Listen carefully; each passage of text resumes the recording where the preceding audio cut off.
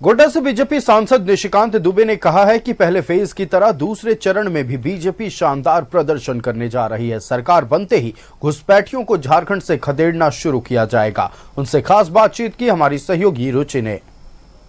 दूसरे चरण के चुनाव प्रचार प्रसार का शोर आज शाम 5 बजे समाप्त हो जाएगा, यानी कि साइलेंस पीरियड स्टार्ट होगा। फिलहाल हमारे साथ गोड्डा सांसद निशिकांत दुबे सर हैं। सर, ये दूसरे चरण को किस रूप में देख रहे हैं, या पहले चरण की भी बात कर लेते हैं? पहले चरण में तो मैक्सिमम सीट हम लोग जीत ही रहे हैं। दूसरा चरण वो लोग अपने आप को प्रभावी मानते हैं, संथालपना का क्षेत्र जहाँ से कि मुख्यमंत्री खुद है, और मुझे लगता है कि इस बार इनको जो है करारी हार यहाँ मिलेगी।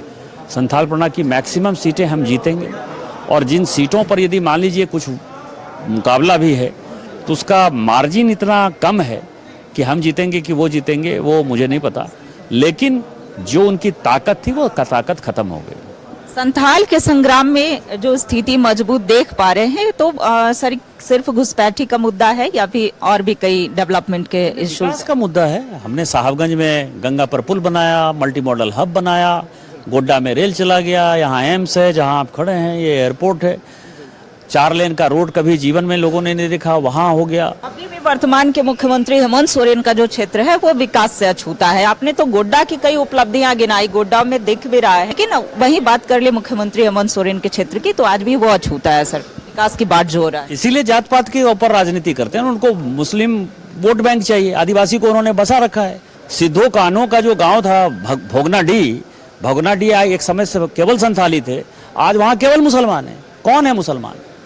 मुसलमानों की आबादी आज़ादी के बाद 9% से 24% हो गई, 15% आदिवासी बढ़ी, आदिवासियों की संख्या घटी है, मुसलमानों की संख्या बढ़ी है। पूरे देश में मुसलमान केवल 4% बढ़े हैं, यहाँ 15% के रफ्तार से बढ़े हैं। यहाँ खाने को नहीं मिलता है, स्वास्थ्य की सुविधा नहीं है, पीने का पानी नहीं है, विस्थापन और पलायन के यहाँ मैक्सिमम लोग शिकार हैं। क्या कारण है कि यहाँ बांग्लादेशी घुसपैठिए नहीं बस रहे हैं, तो मुसलमान की आबादी इतनी क्यों बढ़ रही है? तो वो सब एक बड़ा मुद्दा है। जो सरकार को क्या करेंगे जिन्होंने उन्हें संरक्षण देने का कार्य किया? सबकी जांच कराएंगे।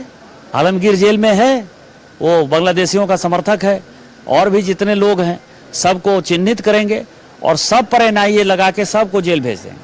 तो ये हमारे साथ डॉक्टर निशिकांत दुबे, जो लगातार इनकी जो खबरें हैं इसे लेकर के पूरे राज्य में हड़कंप रहती है, और इस बार दावा है कि बीजेपी की सरकार बनेगी, ये तय है। और जैसे ही बीजेपी की सरकार बनेगी, कार्रवाई जो है वो निश्चित होगी। पंच प्रण के साथ 150 ऐसे संकल्प के बिंदु हैं जो कि पूरा किया जाएगा। साथ ही साथ आदिवासी मूलवासी की रक्षा कैसे हो सके, राज्य का डेवलपमेंट कैसे हो सके, इसके लिए एक लंबी लकीर, एक लंबा खाका जो है वो तैयार किया गया है। कैमरा पर्सन विक्की के साथ रुचि शर्मा, न्यूज़ 11 भारत, रांची।